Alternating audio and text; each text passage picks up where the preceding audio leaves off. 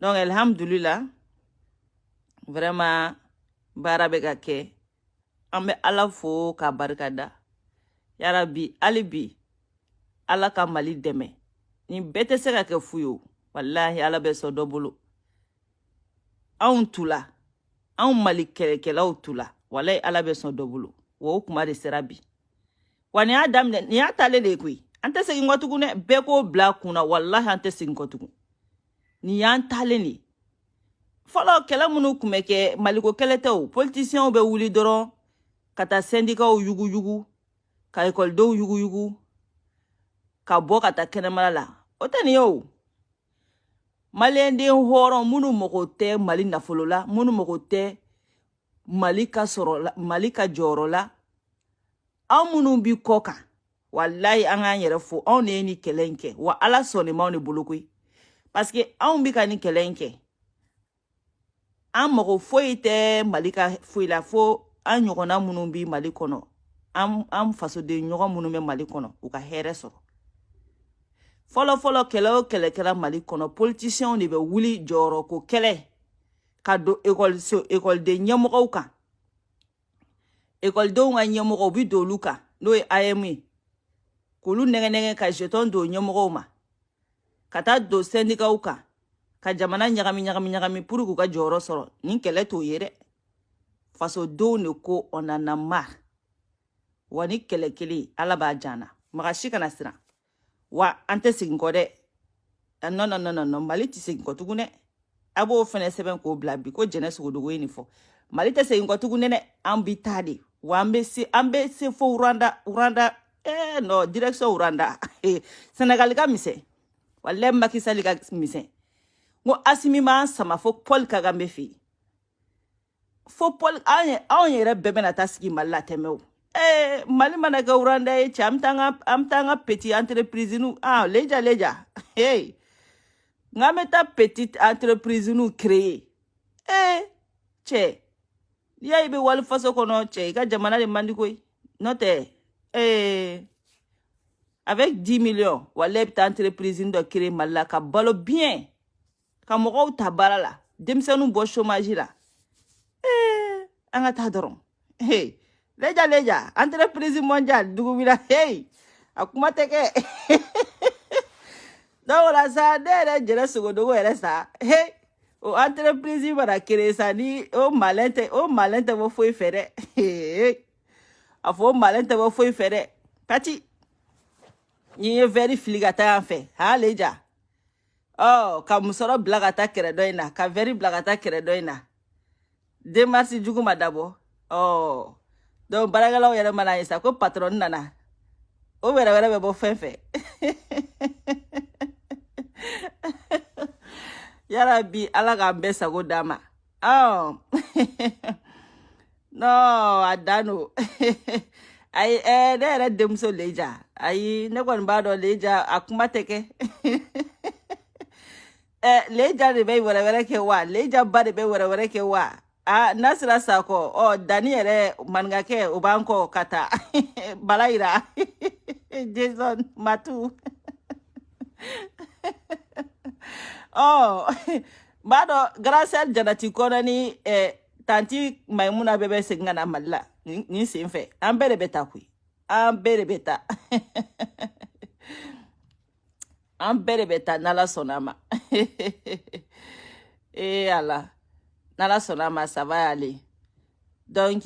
Mali bi tagala de dɛ an tɛ segin kɔ tugun dɛ bɛɛ k'o bila kun na Mali bi taa de nin y'an taatɔla de a sans alerte donc fasoden jugu minnu bi kɛrɛfɛ na heure la fɔlɔ cɛ heure ba tɛ n bolo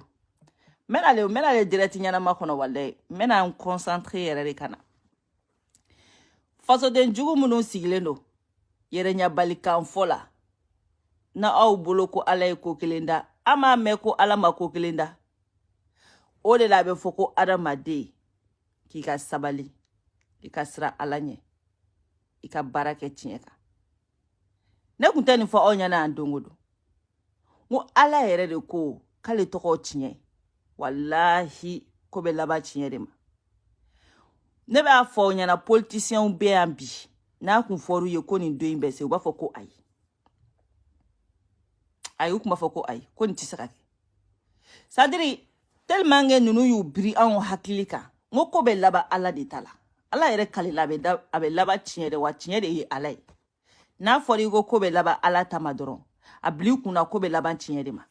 wa n'a fɔra i ko bɛ laban tiɲɛ ma a bila i kunna a bɛ laban ala de ta ma n'a kun fɔra nin politicien dɔw ye ko malien den bɛ kunu ka sɔrɔ a ma taa école la bilahi u kun b'a fɔ k'o tɛ kɛ sadiri ils ont mis tout c'est-à-dire u ye fɛn bɛɛ bila en place quoi ils ont mis tout en place pour que malien den kana kunu ka bɔ sunɔgɔ la fiyewu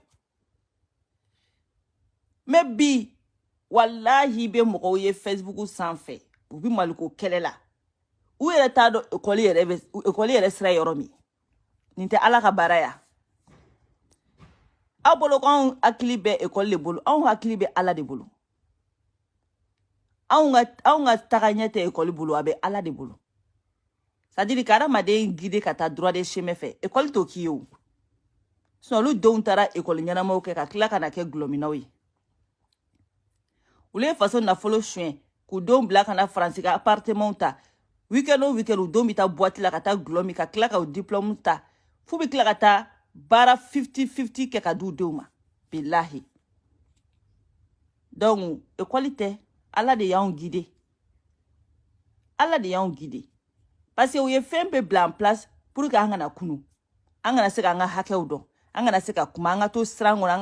an ka to c'est-à-dire an ka to kunfiya kɔnɔ u ka to k'an jeli sama k'a min anw ma taa école la dɛ mais alhamdulillah an bɛ ka karavatigi min taara avoir la min bagi plus 5 an bɛ ka jɔ k'a ɲininka dala kana bi malien den anw ma taa école la dɛ mais an bɛ ka kalandenw minɛ bi k'u jɔ k'u ta u ka karavati ma k'a melege u kunkolo la k'u jɔ k'u ɲininka u dala kana alhamdulillah o ye ala ka baara de donc a y'aw yɛrɛ fo dɛ u kun tɛ fɛ ni ne ka kɛ parce que u b'a dɔn n'an kununa don o don min b'i kan n'a tɛ kan na u b'o dɔn u bɛ namara ko ni k'an ka nafolo suɲɛ k'an don c'est-à-dire k'an ja bugɔ ka taa wallahi u kun b'a dɔn n'u y'an kalan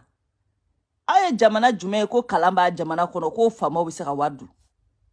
parce que u b'a dɔn k'a fɔ ko kalan ye kodɔn dɔ de mais an ka kodɔn bɛ bɔ fo ala de yɔrɔ la ka di anw ma an ma kalan de mais an bɛ kodɔn wallahi malien den ma kalan an bɛ kodɔn c'est pour cela politicien aw bugɔ de sisira nin sa ni aw bugɔ sisilen nin a y'anw jeli min sa a bɛ to n'o de a bɛ to n'o de a tɛ ne biya salam alaikum Kajatu Sakuna Belem ça va ni l'américain donné kɛnɛ kɔnɔ ah non wallahi bi mali bɛ jɔ dɛ an ma laginɛ ye olu y'an ladege u kun bɛ ka siran ne ɲɛ u kun bɛ ka siran ne ɲɛ u b'a dɔn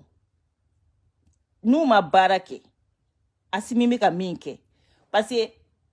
coup d'état ka kɛ Asimi ka coup d'état ma kɛ Aya Sadogo ka coup d'état ye dɛ minnu b'a f'i ye ko coup d'état man ɲi nkalon don coup d'état yɛrɛ de ka ɲi wa coup d'état yɛrɛ de bɛ Afiriki jɔ coup d'état de ka ɲi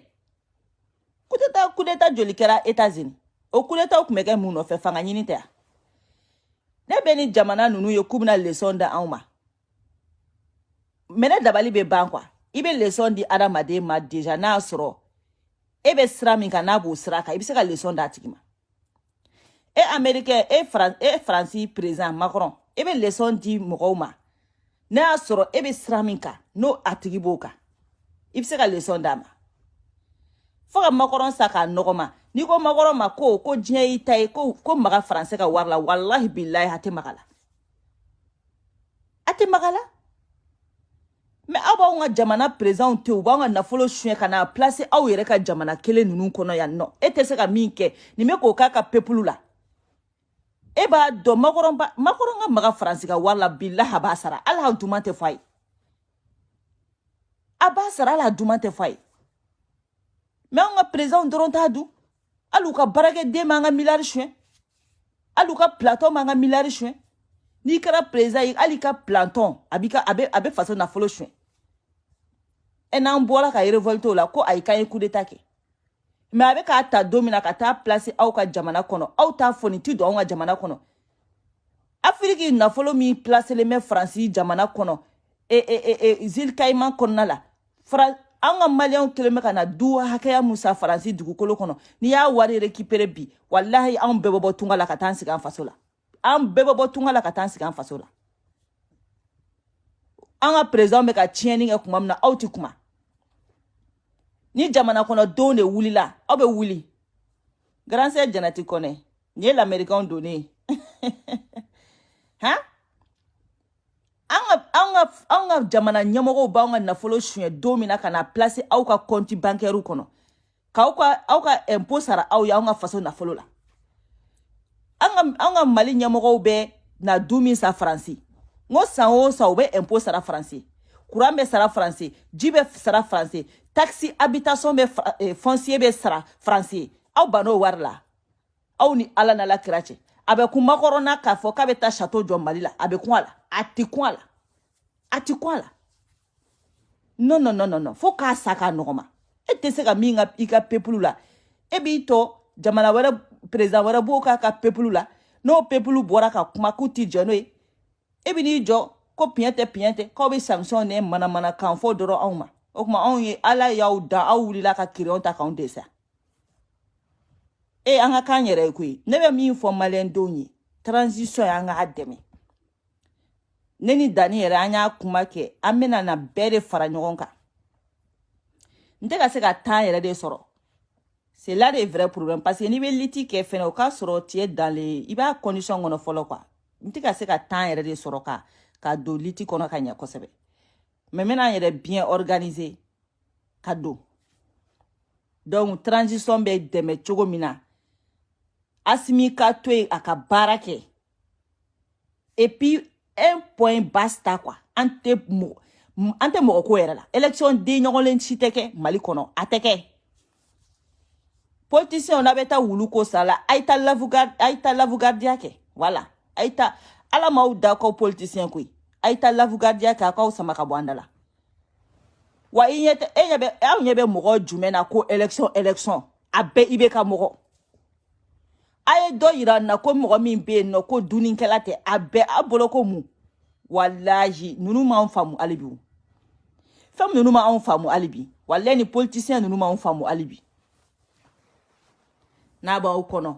an bɛ IBK bɔ an bɛ jamana bɔ IBK bolo ko ka n'o don aw bolo fɛn ma hali aw m'anw faamu hali bi fɔlɔ walahi aw m'anw faamu fɛn ma aw bɛ nin ko in dabila kɛ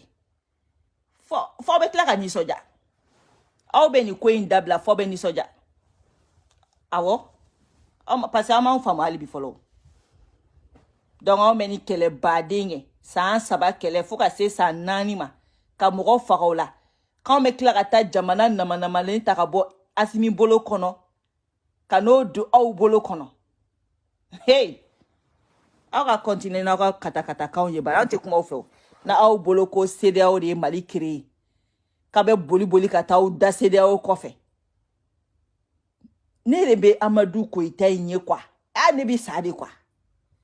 han ani Bakari n t'a dɔn i bɛ kɛ ka mɔgɔ ninnu quoi ani Tereta ninnu ni fɛnw ka t'u sigi ni CEDEAO ye k'olu ma jɛ ni aw bɛ se ka jɛ n'o ye aw bɛ se ka jɛ n'o ye han i m'a dɔn aw bɛ k'aw yɛrɛ faga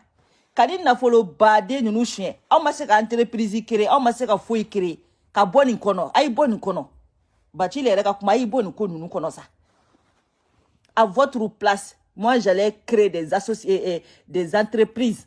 ka usines jɔ aw ye faso nafolo suɲɛ min kɛ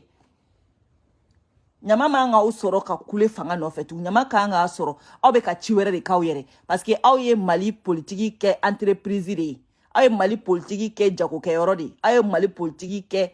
wari ɲiniyɔrɔ de ye pas baarakɛyɔrɔ wari ɲiniyɔrɔ Assimi de bɛ ka baara kɛ han e ni Ala n'Ala kira cɛ nin wari baden aw bɛ fanga kɔnɔ san 7 aw ye nin wari baden ninnu suɲɛ aw ma se ka taa entreprise dilan ka bɔ nin kɔnɔ ka bɔ politiki kɔnɔ aw ma se ka taga société dayɛlɛ ka bɔ politiki kɔnɔ aw ma se ka taa usine dayɛlɛ ka bɔ politiki kɔnɔ i bɛ ka tagalen sisan aw bɛɛ bɛna tuguni ko fɔ aw ka to politiki kelen kɔnɔ ko fɔ aw k'anw jeli min aw bɛna mun de fɔ anw ye aw bɛna mun de k'an ye an b'aw dan dɔn an b'aw taayɔrɔ dɔn an b'aw kungilenna dɔn an b'aw kɛwale dɔn aw bɛ tiɲɛni min an b'o dɔn an b'aw ka fɛn bɛɛ kalama aw bɛna mun de yira anw na tuguni mun ni aw yɛrɛ kun ye fasoden ɲuman ye aw de kun kan ka fara Asimi kan aw bɛna k'aw bɛna fanga bɔ Asimi bolo o kuma aw bolo ko politicien de ye malien ya et puis ni y'u ye ka kuma quoi yɛrɛ Amadu Mayiga Tarawele e bɛ n'i jɔ k'e bɛ kuma e yɛrɛ mɔgɔ joli b'e nɔfɛ mɔgɔ joli e bɛna k'e bɛ ko élection bɛ kɛ ko malien denw ko élection bɛ kɛ anw y'o fɛ e ye wa a ye sondage ta k'a lajɛ dɔrɔn a ye sondage ta k'a lajɛ dɔrɔn ko bo ka fɛgɛ yɔrɔ min na walahi a bɛ kari yen nɔ de bilahi o de la sa cɛ mɔgɔ ka k'i yɛrɛ ye sa u taara Mamadi fɛ yen a y'a dumanden f'u ye wa u taara colonel Mamadi fɛ yen a ye mun f'u ye k'a tɛ taa fo 5 ans 5 ans k'a tɛ taa fo 5 ans mais e k'a lajɛ i b'anw malien denw de ka taa boli ka taa tugu CEDEAO kɔ ka boli ka taa tugu Faransi kɔ nin politicien périmé ninnu ni mɔgɔ damadɔni ninnu de y'an jeli min k'an tɔnɔ k'an kɛ tungara su ye k'an kɛ cɛncɛn ka su ye mɔgɔ malien den filɛ nin ye Libi kaso la malien den filɛ nin Mauritanie kaso la malien den filɛ Algérie kaso la malien den filɛ Maroc kaso la an bɛ sa cɛncɛn kan malien den tonen filɛ nin Italie campo kɔnɔ malien den tonen filɛ nin Espagne campo kɔnɔ Malte an bɛ campo kɔnɔ fan bɛɛ fɛ mun na mun kelen kama ni politicien ninnu ka dunko juguya de ye nin bɛɛ se anw ma ne ma nin kuma fɔ a n'u b'a wari ta don min na n'u fariw baw b'u wele ko duwawudenw olu k'o duwawudenya bɛ ka dɔ sa cɛncɛn kɔnɔ olu k'o duwawudenya bɛ ka dɔ sa kɔgɔji kɔnɔ olu k'o nafolo suɲɛ o bɛ ka dɔ kɛ campo kɔnɔ sigibaga ye olu k'o nafolo tiɲɛ o bɛ ka dɔ kɛ o bɛ ka na si kɛnɛma La Chapelle a b'a bo kɛ kɛnɛma ka ɲɛgɛnɛ kɛ kɛnɛma malien den minnu bɛ Faransi yan nɔ immigré minnu filɛ nin ye n'u nana kɔgɔji sanfɛ La Chapelle falen b'u la yen nɔ u bɛ mun kɛ so t'u bolo foyi t'u bolo san mɛ n'u kan nɛnɛ bɛ n'u kan u bɛ ɲɛgɛnɛ kɛ kɛnɛma u bɛ bo kɛ kɛnɛma u bɛ dumuni kɛ kɛnɛma fɛn bɛɛ mun y'a kɛ faamaw ka dunko juguya wari min kan ka ta k'o don baara la ka di denmisɛnninw ma mɔgɔ kelen bɛ t'i dɔw kan k'o don gulɔ ni sungurubaw la ka sɔrɔ ka t'u jɔ k'u le duwawudenw ye hali ninnu ti miiri lahara la walayi bilɛ Mali politicien t'a dɔn ko Ala bi walayi bilɛ ka da kan ni e bɛ diinɛ la ko diinɛ bɛ e bolo e ka diinɛ yɛrɛ y'a fɔ e ye ko suɲɛni man ɲi e ka diinɛ b'a fɔ e ye ko bingali man ɲi e ka diinɛ b'a fɔ e ye ko tɔɲɔli man ɲi e b'i tugu k'o kɛ ka jagɛlɛya kɛ k'o kɛ ko Ala ka tila ka yafa e ma o tuma Ala y'a fɔ ye a bɛ kuma k'a yɛrɛ sɔsɔ e mɔgɔ tɔɲɔna bingalikɛla Ala de y'a fɔ e ye k'e bɛ tili k'o yɛrɛ sagokɛla k'ale bɛ yafa e ma ni Ala yafara e ye min tɔɲɔ n'o ma yafa dun fu t'i bolo ka mɔgɔw to u ka sa kɔgɔji kan ka mɔgɔw to u ka sa cɛncɛn kan ka mɔgɔw kɛ Libi kasoladenw ye malien den joli bɛ Libi ni Libiyɛnw jɔr'u kan u b'u bɔ k'u tire marifa la a sɔrɔla mun fɛ dunko juguya a sɔrɔla o de fɛ an bɛ kɔlɔlɔ o kɔlɔlɔ kɔnɔ a bɛɛ ye wari suɲɛ kɔlɔlɔ de Asimi bɛna ale k'a b'o baara kɛ fasoden jugu a bɛ bɔ k'o tɛ kɛ a tɛ kɛ Mali y'aw de ta ye wa aw y'aw tile k'a tɔ tora anw de ta ye sisan aw y'aw ta kɛ anw de ta bɛ yen sisan wa a bɛ k'anw de ta ye Ala ma ko kelen da koyi Ala ma ko kelen da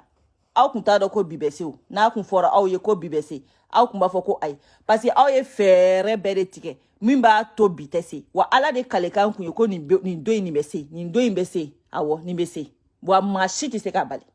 ayi Ala de ko Asimi tile bɛ kɛ wa Asimi tile bɛ kɛ depuis anw ɲɛ yɛlɛnna fo ka se bi ma an ma deli ka Asimi président ɲɔgɔnna ye fɔlɔ Mali dugukolo kan a ma deli ka kɛ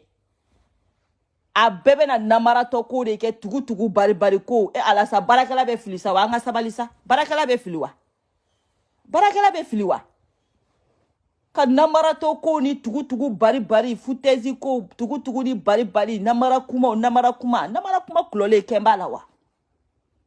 ibe namara kuma kulole wala kentala mi e tien o donne no jo me se ka fo biko asimite ka barake est ce que namara ba ka kula wa jamana do yere de be ka fo kwa be ka barake amunu me ka boko asime ka barake nta do atendo dorome kele wo se ko la maja nta fere parce que ni grine fama ko na fulu no fe ala yere ma hinila ante waritigi ante milliardaire ante millionnaire mais ala sona ka min do anga digala o bambo alhamdulillah ambe se ko o bambo anya be la ken jumena asimi no fe anya be buba fane no asimi no fe wa anya be faso barake bali jumena asimi no fe mogo be boka asimu tanu anyi ningali ke abe dola abe ka fendo ke abe bara dola barakelo de be ka asimu tanu aye fugari jume shomeru ngo shomeru de blalemba contrôle parce que ananu luka urunani aye luka urunani soko kata ka kla ka foko kulobu kana sigaye ate mana kan fola abaka bara de la abu joy ka tuako abe demsani fon ka boka asimu sabote ka asimu nga fanga sabote ka transition sabote na soro jeton kumbe ka duma komi ibeka ka clé ukuti boka kuma o de tigera o min tigera fare wulile mbula abeta barake ni be kofe aw beta barake ni be kofe aw ni ala na la kirache nanga erle folo ibeka nale sa wolovla jalisi manchini kele kaka bla ponja mase asimiyo ta ani kele ni bla tani kele parce que dongo kele nana kunu ta installé la manchi jalisi tani kele semaine konona la uye kele installé kunu manchi jalisi den temps uyo de installé transition à 3 mois seulement olali domina asimi ko kale ye banda uni mutari wadi mine malendo bora uta nyedo kata kuma o nyeyini dron kana u sigi réseau sans fait ka asimi doya ala ma tiɲɛ bange ne bi parce que mutari wadi ni banda u ye France yu ku ka gouverneur de ye donc be transition la gauche fo mo ka presser transition ga ba élection ga ke o de ku ka objectif Muktari wani ani bandau Fransi kunye nunu ambushi amena munu koko asimu yu minete ala ma tiɲɛ bange bi ala ma tiɲɛ bange comment c'est possible bandau ka kalo kononton bandau tora yala ni te vesti ba donate komi ibeka ay asimiye kata yoro la abebo pale kono doro abaka kangono pale ka abaye kata yoro la il n'a pas le temps obe asimiye kata yoro la asimi n'a pas de temps mais bandau kunyemnge bandau nana sadiri bandau ka système kunyemi ibeka ka système amenike no kera malien ba foko nafa yere ma ibeka tagalilaw ka transition la gauche moko kana nafa foyi kana ye comme changement yere kana ye fa malien yere ka kila ka fo tuguni wallahi nafa maka ibeka tagalila fa kungo fo ala beso ala tisomo parce que malien de munu wulile no koka ala ba do onga kele tiɲɛ kɛlɛ de ne y'o fɔ ye ngo ni be ala ɲini ta tiɲɛ yɔrɔ wallahi be ta ala sɔrɔ ye o la ne jɛnɛ ne ma deli ka sira tiɲɛ defani ye wan tɛ sira tiɲɛ defani ye ka da ka to tar ala be a ka tiɲɛ dɛmɛ wa ala be tiɲɛtigi dɛmɛ a be se ka gɛlɛya I bolo dɛ mais ala be tiɲɛtigi dɛmɛ e kɛlɛ in kɛra an ye kasow kɛ k'an faw neni k'an baw neni ka kaso kɛ kalo flani k'o kɛ kaso la ni kɛlɛ kelen kama e ala b'o bɛɛ kɛ fu ye ayi ka mɔgɔw ka jamana tigɛ dɔw la dani filɛ bi wariko t'a la sanuko t'a la mais ka faso tigɛ la mun ye dani faso tigɛ la foyi tɛ o maliko kɛlɛ de don maaw hinɛ de don sinon a y'a bɔ a ya a muso tɛ Mali la a den tɛ Mali la a ka baara tɛ Mali la mun b'i faso tigi la ni hinɛ tɛ aw bolo ko nin bɛɛ bɛ kɛ fu ye nin bɛɛ bɛ se ka kɛ fu ye Ala bɛ nin bɛɛ kɛ fu ye ayi wallahi Ala tɛ sɔn Ala tɛ sɔn an minnu mɔgɔ caman bɛ yen bi u bɛ don avion kɔnɔ ka taa Mali la parce que u ma maliko kɛlɛ kɛ o n'i ko bi danni ka don avion kɔnɔ ka taa a bɛ demi-tour kɛ o foyi tɛ o wa n'a taara a bɛ kaso kɛ a y'o irisigi ta mun kama a yɛrɛ woloden kama ayi ale yɛrɛ kama ayi a muso kama ayi a ɲɔgɔnna maliyɛn den wɛrɛw kama minnu yɛrɛ mana hɛrɛ sɔrɔ a nafa foyi t'ale kan sauf dɔrɔn u makari na u hinɛ min donna a dusukun na a ye ni kɛlɛ kɛ Ala b'o bɛɛ kɛ fu ye ne jɛnɛ taara kalo 2 kaso kɛ k'an denw to Faransi dugukolo kan yan maɲumako ni tɔɔrɔ ni ɲani ni kasi kɔnɔ yan Mali mana bɔ nɔgɔ la a tɛ école d'u ma a tɛ ji d'u ma a tɛ courant d'u ma a t'u furakɛ a tɛ fini d'u ma a tɛ baara d'u ma ka nin bɛɛ kɛ mun kama ko maliyɛn denɲɔgɔn minnu bɛ tɔɔrɔ kɔnɔ faama jugu bolo yalasa Ala bɛ se ka an dɛmɛ u bɛ b'u bolo Ala b'o bɛɛ kɛ fu ye an ye nin fɛn fɛn kɛ k'an yɛrɛ bila irisigiw kɔnɔ ka kasow kɛ k'an ka viw bila danger la ne jɛnɛ kana bugɔ fo n siso kɔnɔ yan nɔ k'u regrouper ka n'u jɔ n ka baarataga sira la ka na kɛlɛ kɛ n fɛ i bɛ ka denmisɛnninw ka nin kɛ siɲɛ ta ye ka mɔgɔw jogin ka taa n'u ye fo hôpital la Ala b'o bɛɛ kɛ fu ye Ala bɛ kuma k'a yɛrɛ sɔsɔ o bɛɛ bɛ se ka kɛ fu ye ayi ne jɛnɛ kun b'a dɔn ni kɛlɛ ye wallahi Ala kun b'a diya anw na a kun bɛ se ka mɛn komi a bɛ surunya mais ne kun tigɛ parce que ni ne jɛnɛ dalen bɛ fɛn na diɲɛ dugukolo kan o ye Ala ko de ne dalen bɛ Ala de la komi fɛn wɛrɛ wa ne b'a dɔn mɔgɔninfin n'i b'i tiɲɛ kan i bɛ se ka gɛlɛya sɔrɔ i bɛ se ka mangoya sɔrɔ i bɛ se ka tɔgɔ tiɲɛ sɔrɔ i bɛ se ka fɛn bɛɛ sɔrɔ mais wallahi don dɔ la Ala bɛ wasa d'i ma to tiɲɛ kan kiraw bɛ yen nɔ ko min ma mangoya sɔrɔ wa kira bɛ yen min ma tɔgɔ tiɲɛ sɔrɔ wa est ce que a kira bɛ yen min ma tɔɔrɔ sɔrɔ wa u ye tɔɔrɔ sɔrɔ mun kama tiɲɛ ko tɛ u y'a sɔrɔ tiɲɛ de kama mais Ala m'a t'u ta la bi Ala y'a t'u ta la bi n'i y'a ye bɛɛ b'i disi gosi ko n ye silamɛ n ko cɛba dɔ de bɛ yen Alakira sallallahu alaihi wasallam ale de sɔnna a ka bugɔ ni silamɛya nɔfɛ ale de sɔnna a ka bugɔ fo k'a kunkolo sɔgɔ silamɛya nɔfɛ ale de sɔnna k'a faso tigɛ a la n'o de fɔ danni ɲɛna ni faso tigɛr'i la wallahi Alakira faso tigɛra la o de y'a to bi silamɛ ka ca ni religion bɛɛ ye a sɔnna k'a faso ka tigɛ a la fɛn min nɔfɛ ko adamadenw ka ɲɛtaga a sɔnna a faso ka tigɛ a la ka ja faso kɔ mɔgɔw ka hɛrɛ nɔfɛ mais bi silamɛya tɛ ka diɲɛ wara ni mɔgɔ bɛ se ka silamɛya kɛlɛ bi i bɛ se o mɔgɔ bɛ diɲɛ kɔnɔ min bɛ se ka silamɛya kɛlɛ n ko mɔgɔ kelen de y'a kɛlɛ kɛ Alakira de sɔnna k'a faso bila sallallahu alaihi wasallam k'a faso bila silamɛya nɔfɛ o la bi bɛɛ b'i disi gosi ko n ye silamɛ mais a caman b'i disi gosi ko n ye silamɛ n'i ko Alakira tɛmɛna sira min fɛ n'i ko k'u ka tɛmɛ o fɛ wallahi u b'a fɔ ko ayi k'a ka ɲi ten k'an ka to kafiriya kɔnɔ mɔgɔninfin tɛ sɛgɛn foyi nɔfɛ ko Ala tɛ hɛrɛ k'i o ko la o tɛ kɛ wa tiɲɛ ta dɔrɔn n'i ye tiɲɛ minɛ nkalonitigi bɛ na i bugɔ k'i buruja k'i tɔgɔ tiɲɛ k'i mangoya ka tɔgɔ tiɲɛ bɛɛ da i kan i ka tiɲɛ in nɔfɛ kana bila dɛ to i ka tiɲɛ in kan wallahi Ala de b'i ka tiɲɛ in dɛmɛ wa i ka tiɲɛ bɛ n'a tɛ a bɛ kɛ de Ala kumakan don a tɛ sɔsɔ ayi Ala tɛ kuma k'a yɛrɛ sɔsɔ ayi sabu sala ne dalen bɛ Ala la wa ne bɛ baara o baara kɛ ne b'a kɛ ni Ala ka sariya kɔnɔna de parce que Ala yɛrɛ tɛ kuma k'a yɛrɛ sɔsɔ quoi ayi o tɛ kɛ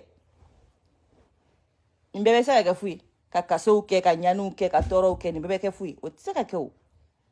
f'Ala kun ka nin don in se de donc bandaw nana a kun bɛ fɛn de ka transition in kɛ fɛn fu y'an bolo an ka nimisa IBK nɔfɛ an ka fɔ n ko kunun ka fisa ni bi ye ayi Ala ko bandaw e ma kuma fɔlɔ e m'a ɲɛdɔn fɔlɔ hali bi e m'a ɲɛdɔn nin ko in tɛ kɛ ten koyi nin ko in bɛ kɛ cogo min na wa ayi ne b'a yira de bi ka kusa ni kunna sini ye kunu tɛ dɛ kunu ka misɛn bi ka kusa ni kunna sini n'a kɔta ye an b'o de tile kan bi jalisi tani kelen jalisi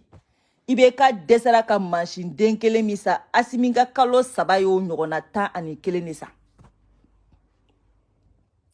forage bi naani ani wɔɔrɔ ni y'a compter dɛ ni nga compteli ka ɲi dɛ parce que kunu fɛnɛ ye kunu fɛnɛ forage dɔw dira ni ma fili forage bi naani wɔɔrɔ an bɛna se bi duruna ma tɛmɛ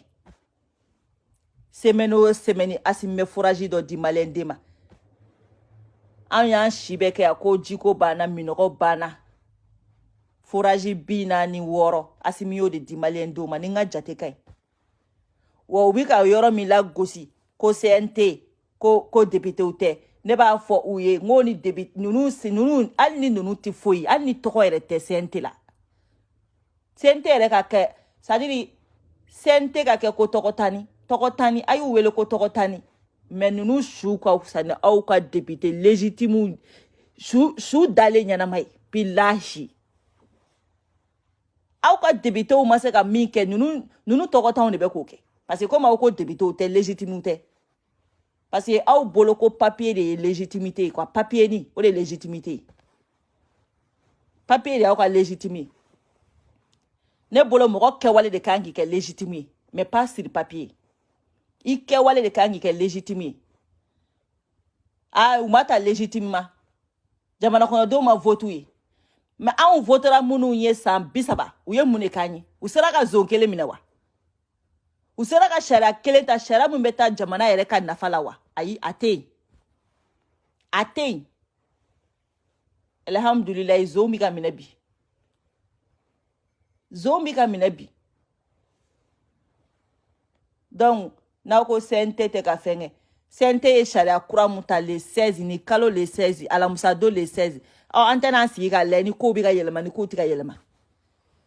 parce que n'i ye maliyɛn minɛ a ye Bube minɛlen a y'a mankan cayara cogo min na parce que foyi tɛ dɛ u ye sariya langolo minnu ta o de b'u protéger donc n'o sariyaw wulila ka bɔ yen foyi t'u protéger tugun donc ni mɔgɔ o mɔgɔ n'i y'a mɛn i avocat bɛ bɔ k'i jɔ sariya sɔsɔra o sariya in de bɛ yen nɔ n'i y'a ye journaliste affamé kɔngɔtɔ journaliste minnu bɛ bɔ ka n'u sigi n'u ka vesti kotobalen n'i y'a ye bɛ bɔ ka kuma ko sariya sɔsɔra o sariya de bɛ yen n'i y'a ye a activiste affamé ninnu a fɔ Thomas Sankara ni a fɔ Nelson Mandela ninnu n'i y'a ye u bɛ bɔ ka n'u sigi sariya sɔsɔra ka kule n'u ti ɲini ka n'an tɛnpan ci o sariya de bɛ yen donc baara yɛrɛ de daminɛlen filɛ le 16 ni kalo le 16 sariya kura min tara CNT fɛ an bɛna an sigi ka lajɛ walayi ni fɛn fɛn bɛ jan i b'a fɔ ko tinɛni a b'a ye u bɛɛ b'u pan ka bɔ Mali kɔnɔ sisan parce que u ti kɛlɛ kɛ ni foyi ye dɛ ni magara min na dɔrɔn o ka avocat bɛ bɔ dɔrɔn u ma minɛ sariya kɔnɔ ka taa affaire bloquer CEDEAO bɛ wele Faransi bɛ pression kɛ CEDEAO bɛ pression kɛ sariya bɛ ka sɔsɔ dictature bɛ ka kɛ a donna an fɛ a bɔra an fɛ o sariya a bɛɛ de bɔra yen le 16 tɛmɛlen a y'aw sigi a bɛɛ de bɔra yen m'a dɔn mɔgɔ o mɔgɔ bɛ yen dans 2 mois caman bɛ Mali bila dɛ ni kalo 2 nin kɔnɔ a caman bɛ Mali bila dɛ u bi jɛ Mali kɔ de u bɛɛ bɛ kɛ aventurier ye komi anw cogoya Faransi bɛna nouveau immigrés de sɔrɔ sisan les nouveaux immigrés de Faransi bɛna de sɔrɔ sisan an b'a ye u tɛ fɛ ni u presselen don élection date ka se joona foyi tɛ koyi bere min talen b'u kɔ u bɛ bere in puissance u b'a dɔn Asimi ka bere u bɛ Asimi ka bere puissance dɔn an ka wuli an k'an jɔ Asimi kɔ dɔrɔn n'an m'an jɔ Asimi kɔ an b'an bolo k'i fɔ an kamangu ne y'o de fɔ aw ɲɛna n'an ma wuli ka Asimi dɛmɛ walahi an b'an bolo k'i fɔ an kamangu n'an ma kɛ an bɛna fɔ ɲɔgɔn ɲɛna yan an kɔni y'an seko kɛ wa hali Ala yɛrɛ a seko kɛ Mali ye sa ça suffit n'a ma fɔ ko Mali de dan ye Ala ka diɲɛ dan ye n'a ma fɔ ko Mali dan ye jamana Ala ka jamana dilannen dan ye Ala y'i seko kɛ Maliyɛn walahi Ala y'i seko kɛ Maliyɛn parce que ko kɛra Mali kɔnɔ ni Ala yɛrɛ tɛ Mali ko la ɲama sɔrɔ Mali cira ka kɛ tomokolo ye ko damadɔ wulila Mali dugukolo kan o ma se ka Mali ci wale an ka dɔn ko Ala b'an fɛ an ka k'an yɛrɛ fɛ ten sa ne ma siya woloma kɛlɛ jamana si kɔnɔ k'a jamana ma kɛ tomokolo ye Rwanda génocide nga sɔrɔla siya woloma kɛlɛ de fɛ mais tubabuw kɛlen no ka siya woloma kɛlɛ bila anw ka jamana kɔnɔ a ka ca ni san 5 ye bi a ma se ka fanga sɔrɔ Ala ma se ka barika don a la Ala ma sɔn ka barika don a la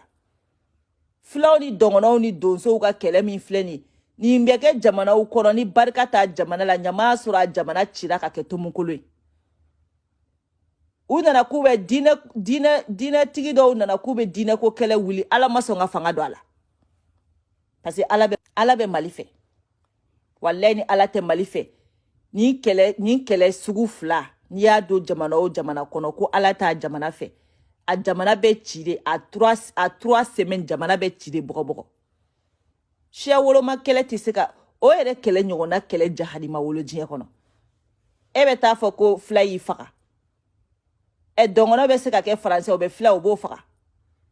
dɔngɔnɔ bɛ taa fila b'a fɔ ko dɔngɔnɔ y'a faga fila bɛ se ka kɛ français o bɛ dɔngɔnɔ o b'o faga o kɛlɛ bɛ da yɔrɔ kelen ya mais u y'a kɛ cogo o cogo Ala ma barika don o kɛlɛ in na Ala ma barika don kɛlɛ in na diinɛ ko kɛlɛ u nana k'u b'o fɛnɛ wuli an ka kɛlɛ kɔnɔ an ka jamana kɔnɔ Ala ma sɔn ka barika don fɛnɛ la Ala y'o kɛ fiɲɛ bilen tɛmɛtɔla ye ni kɛlɛ fila min kɛra Mali kɔnɔ ni Ala kun ye barika don ni kɛlɛ fila in na an bɛ kuma o kuma la bi an kun t'a fɔ wa ni ne kun ye Faransi ka laɲini an yɛrɛ dama an mɔgɔ fima an ka ɲɔgɔn faga ka ɲɔgɔn ban a bɛ sɔrɔ ka surakani ninnu ta ka n'olu k'an ka jamana ɲɛmɔgɔ ye komi Moritani togo komi Egypte togoya Egypte n ko farafinw de kun ye Egypte ɲɛmɔgɔw ye mun y'a to bi farafinw nan'u yɛrɛ sɔrɔ kɔfɛ ko ka tubabuw bila ɲɛfɛ mɔgɔ jɛmanw bila ɲɛfɛ foyi tɛ a bɛɛ ni politiki kɛlɛ fasugu ne u bi farafin dɔgɔya de ka sɔrɔ ka c'est-à-dire jɛmani ninnu dɛ k'olu ta k'olu sigi fanga kɔnɔ olu k'u sago n'u dɔngɔ kɛ ka d'u o de kun y'u ka laɲini pendant que anw fimanw bɛ ka ɲɔgɔn faga pendant que diinɛmɔgɔw bɛ ka ɲɔgɔn faga diɲɛ fan bɛɛ fɛ u bɛ rebelle surakani ninnu minnu bɛ nord la u bɛ Mali yɛrɛ kuturu minɛ k'a di olu ma olu bɛ sɔrɔ ka n'u congo an kunna k'an mara komi Moritani togo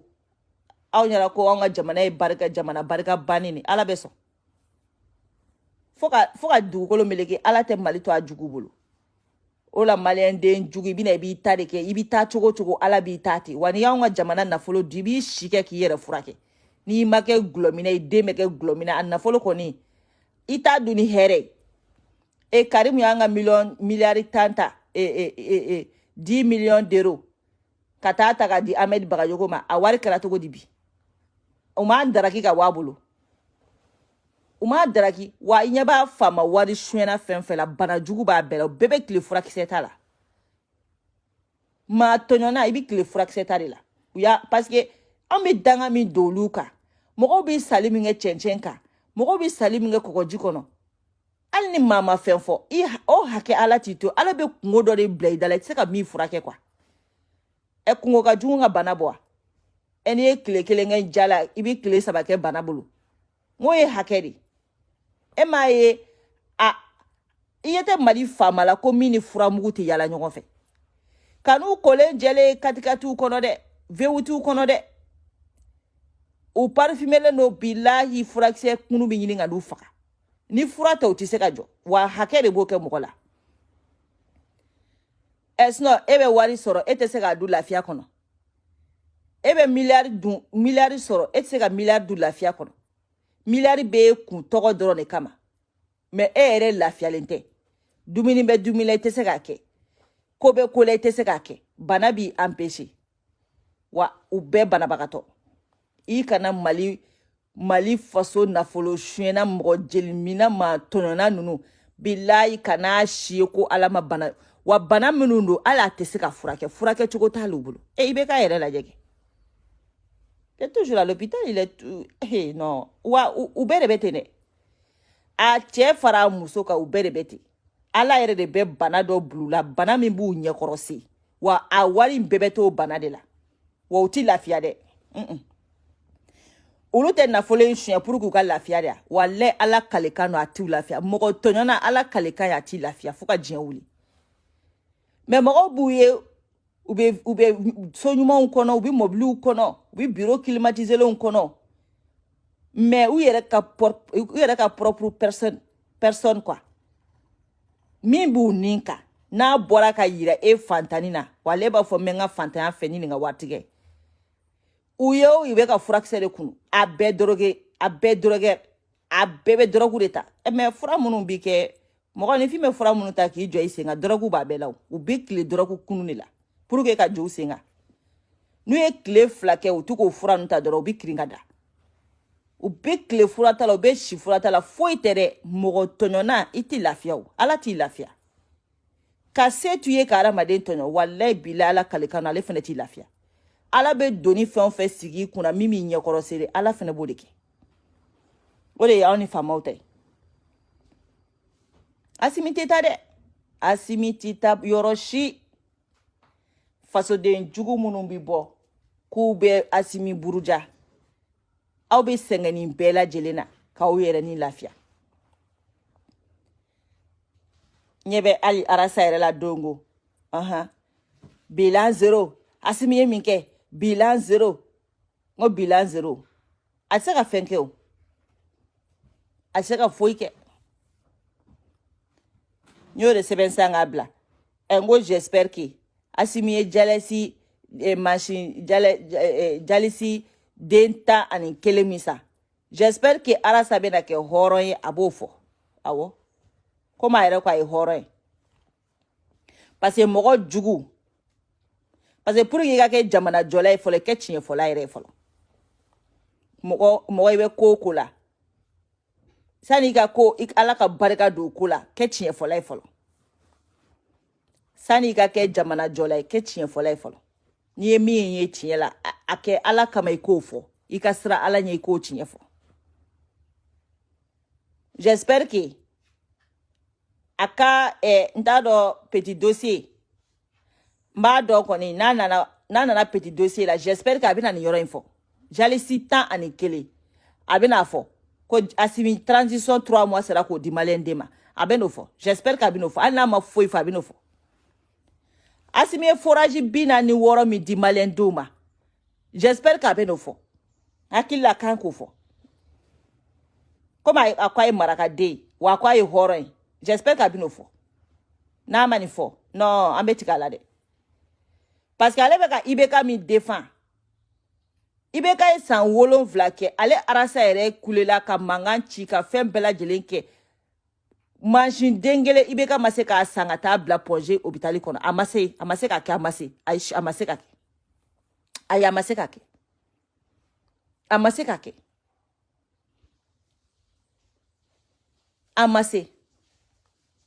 bɛɛ m'a ye bi na ko wari bɛ Mali kɔnɔ bɛɛ y'a faamuya bi ko wari bɛ Mali kɔnɔ même ni Asimi taara ka bɔ Mali fanga kunna walayi maliyɛn den bɛɛ ɲɛ yɛlɛ la bɛɛ y'a dɔn bi ko wari bɛ jamana kɔnɔ a kun tɛ k'a ye de IBK y'a si bɛɛ kɛ jalasi den kelen manchini jalasi den kelen a ma se k'a san Asimi ye kalo 3 Asimi kalo 3nan de filɛ fanga kɔnɔ ne bi mansin den 11 a y'o de sa jalasi mansin den 11 a kura k'a bɔ a forogo kɔnɔ ka installer barabagatɔ minnu kun bɛ maɲumako la n'u bɛ ɲɔgɔn makɔnɔ turuturu la n'olu bɛɛ filɛ ka place sɔrɔ ka t'u da nin ye bi et puis hôpital bɛ bâtiment dɔ bɛ ka jɔ Pongé ka fɛ dusukunbana bɛ mɔgɔ minnu minɛ minnu dusukun bɛ opéré kɛri opéré yɔrɔ Asimi bɛ ka a jɔ a baara bɛ ka avancer a baara bɛ ka taa a descend à l'air hali sufɛ u bɛ baara kɛ hali sufɛ u bɛ baara kɛ Pongé ko an tɛ taa évacuer tuguni ko maliyɛn den tɛ évacuer tuguni Asimi bɛ ka hôpital a bâtiment jɔ an bɛ taa kɛri furakɛli minnu kɛ Maroc ni Tunisie ka t'o Mali faso nafolo cɛ ka t'o bila yen Asimi ko mɔgɔ si tɛ taa furakɛ kɛnɛma tuguni k'an bɛɛ bɛ furakɛ jamana kɔnɔ kalo 3 dɔrɔn kalo 3 il a fait que 3 mois au pouvoir Il a fait que 3 mois au pouvoir. En malien, donc, on me moune no fait. On me jamanaka. On m'a hère de fait. Ou va on be politicien périmé le nega RF. Na manga hère fait. On bega wuli ka tugu asimiko. Na manga tanya fait. On bega wuli ka tugu asimiko. Mais na mbe moko kode la. Ou on be to moko kola. Mais on te moko kola. On be jamana kode la. On est alache. Sa wolo vla manchi dengele e maseko sa.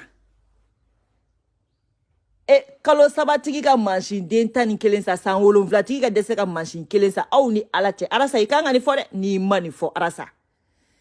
Ni e mani fo malien den bebe tike e la. Comme itari sigi. Tierno ka plateau san fe. Ko asima bara foike. Atese ka bara ke ou. Na ye bara ke. Ete balo. Na ye bara ke ete balo. Abise ka bara ke ya. Abise ka bara ke. Na ye bara ke ete balo. Ete soro ke ou. Oteni ya. Foraji bina ni woro. Ayama bara ke. Sa. Foraji kele o kele. Alanga foraji ke wa million duru. Be benye be asimiga foraji la. Asimiga foraji te million duru foraji. Benye bala. C'est de haute qualité. Foraji bina ni woro asimio de di mali population ma. Tanga sabalisa anangera kafiru yanga chinye fosa. Ali kafiri chinye fola be. Ali kafiri chinye fola be. Kafiri horon be, kafiri damema be. Anga ke horon dente sa, anga chinye fosa. Ananye kafiru de. Anango alate anga chinye fosa. Foraji bina ni woro. Ibe ka sera foraji joli senga di mogoma. Aya dafa nyana. Do fala tulu songo kane, do fala jaba songo kane. Situlu te noa. Ha? Ngo au balola ni situlu de. Wa alo ere kakusa mboni fi farukoloma. Akakusa mwoka ka sante mani ni tikatulu nyagami ne. Mime kalamba dowa. Situlu te suku konoba. Mun au demise na mameta situlu de sa. Na nye situlu sa amena ake daga kono na yele na ambi jaba tike ka kala ka kasa tike ni jaba in shishira tanto ba kasa tike ambi soroka jaba soli ka wa kono ka soroka nga na tominai olu wakati deun o mogoni fu nga kene ni bidou hi mune be no konte se ko so mune be an yere ka ressource la ko an tise ka balonoi ah Kotulu litiri kera ko keme saba. Oti ma. Situlu bidurula sa. Ika na yele. Ibi ka yele. Niya yele. Ibe fen tige. Ibe loriye. Niye loriye kala. Ka jaba tige. Ka kono. Jaba ba kasa tige peu. Loriye ba kasa tige peu. Iba tobi ka duita roko diye situle. Ngayam ba nyere lari kata balan tuabu ka création na munanta nga chitulu ni takanga tobili kenai ngo fola on demise na manere kumeta chitulu sa make daga kono na yele iba ke daga kalaman kono na yele na ibi lori kele blaka ibe soroka fe tige jaba tige ka lay tige ko kaka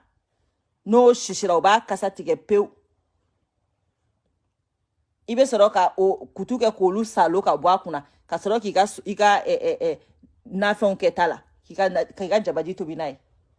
ngamba no de ma ka ko tulu kulo ko tulu litiri de keme duru de nono keme konontone o te nono dunama ngam bolola moni ne la ya umbalika ke fe ya